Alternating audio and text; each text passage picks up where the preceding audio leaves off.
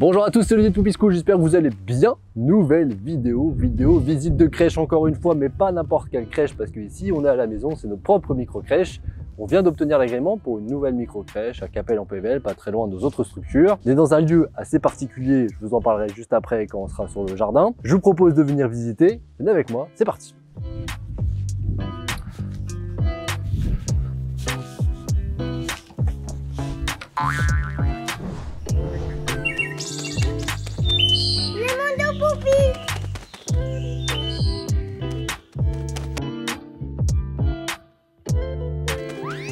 Donc c'est une micro-crèche, on vient d'obtenir l'agrément, ça fait à peu près une semaine, on va ouvrir début janvier donc 2024, selon quand vous allez regarder cette vidéo. C'est notre 6e micro-crèche. Particularité de cette micro-crèche, c'est qu'on a fait beaucoup de choses nous-mêmes. D'ailleurs, surtout Benjamin qui est derrière la caméra, vous le verrez dans une prochaine vidéo où on va vous détailler comment d'ailleurs faire certaines économies en faisant les choses vous-même. Vous verrez, il y a des choses assez cool qui arrivent. Et on fera une autre vidéo également sur tous les chiffres. Alors, chiffres des travaux, chiffres d'affaires à l'ouverture, etc.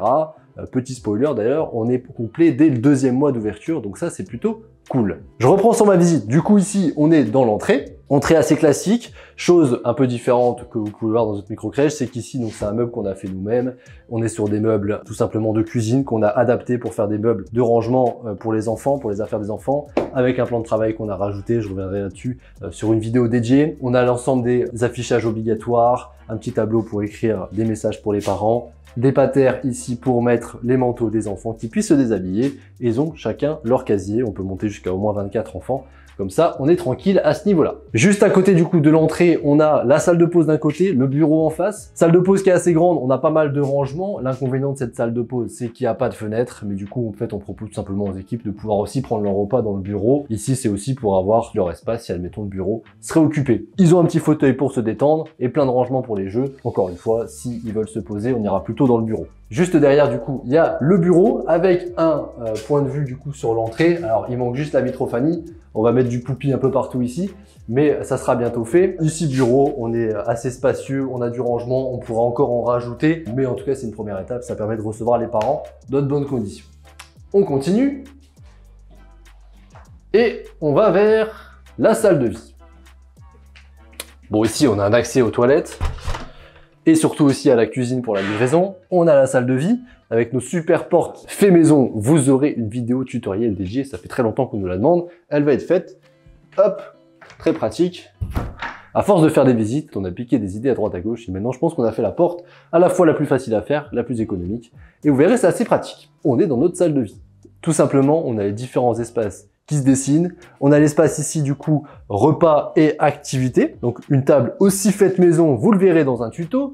On a le meuble de transmission. Oui, on met plus de meubles en fait. C'est l'équipe qui, en réfléchissant, préfère tout simplement avoir une tablette avec les informations plutôt qu'un meuble. Enfin, ça libère un mur. On a l'aspect tout ce qui est imitation juste à côté derrière moi, avec les bébés, avec la cuisine. On a une cuisine d'ailleurs pour les plus petits, une cuisine aussi pour les plus grands. Donc ça, c'est assez cool.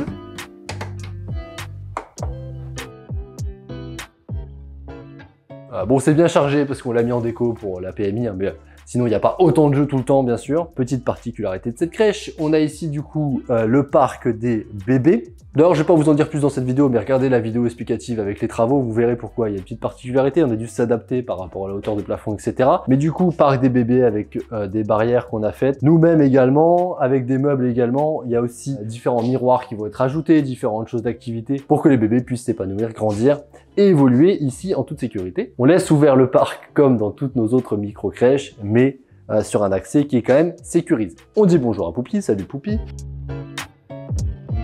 Et après, juste ici, du coup, encore une fois une particularité, on a dû faire face à un trou qu'on a dû creuser, mais qu'on a pu remplir astucieusement. On en reparlera avec Benjamin dans la prochaine vidéo. Mais du coup, ici, on a fait le coin rassemblement lecture sous un format de module de motricité. Un coin assez sympa, et du coup, les enfants peuvent aller chercher des livres, se poser, et c'est aussi le coin de rassemblement. On a ici, du coup, nos modules de motricité avec une super peinture assortie. Et elle est super sympa, on est super content. Encore une fois, c'est Benjamin qui l'a fait. Et ça, c'est cool. On vous montrera des vidéos en pleine action.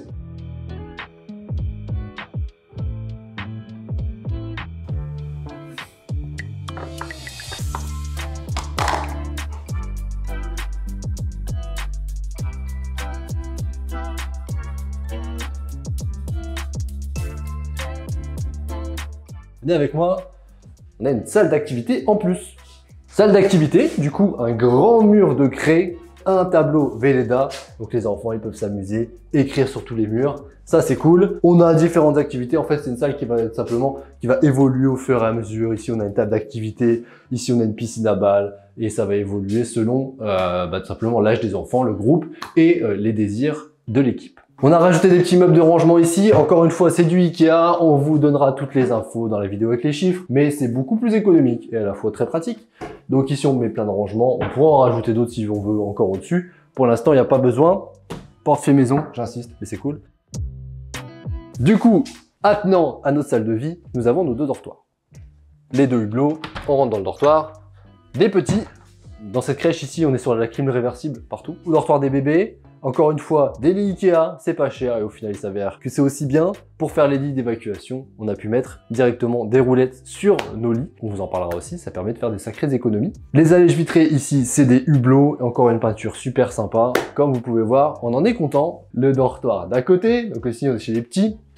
C'est une crèche qui peut accueillir 12 enfants du coup, au maximum. Et ici, on est chez les grands du coup. Même principe, hein, tout simplement. On a dû faire face du coup, vous voyez, à une ouverture en mur porteur, c'est pour ça. C'est pas voulu qu'on a ce gros poteau qui revient, mais bon, on n'avait pas le choix et du coup on a dû s'adapter. De toute façon, vous le verrez, hein, à l'origine, en fait, cette micro-crèche, c'était des vestiaires de piscine. Je vous mettrai des petites photos d'avant-après. Vous verrez en tout cas, c'est le plus gros changement d'avant-après qu'on a fait dans toutes nos micro-crèches. C'est assez cool, en tout cas, le résultat, on est content d'en être arrivé là, mais il y a eu beaucoup de travail. Continuons de l'autre côté.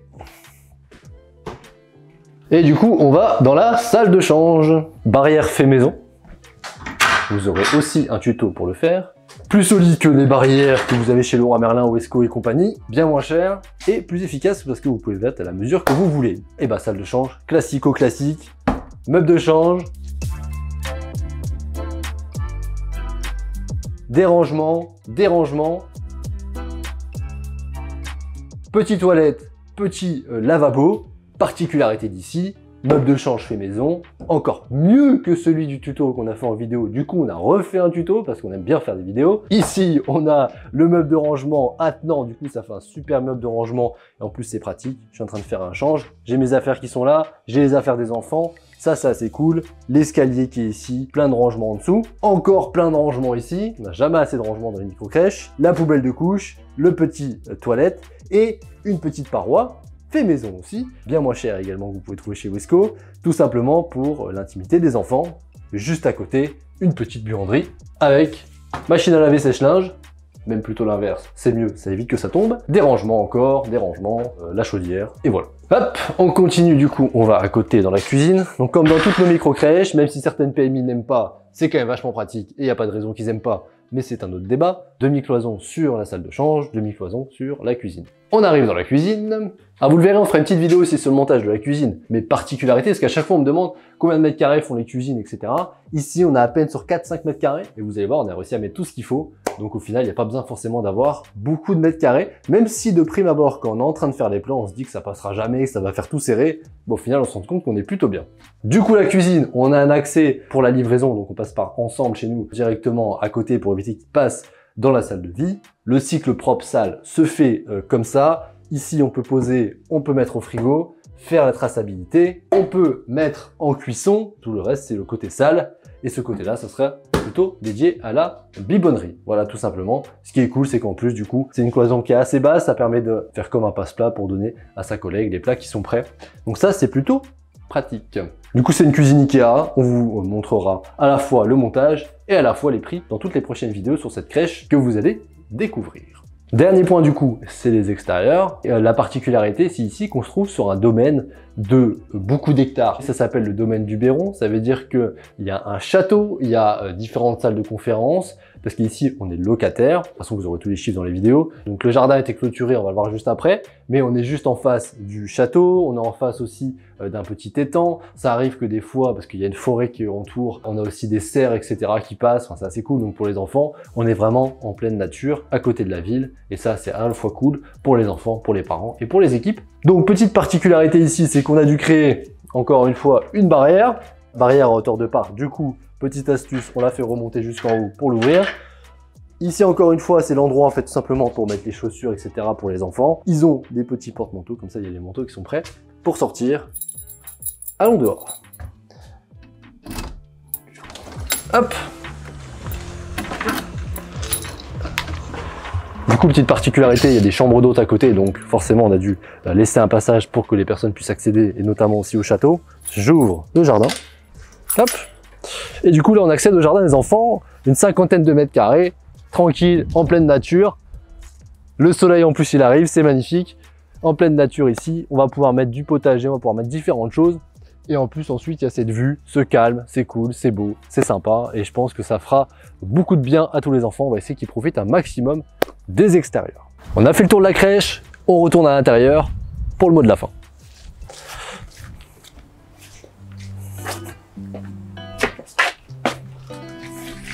Voilà tout pour cette vidéo, j'espère qu'elle vous a plu.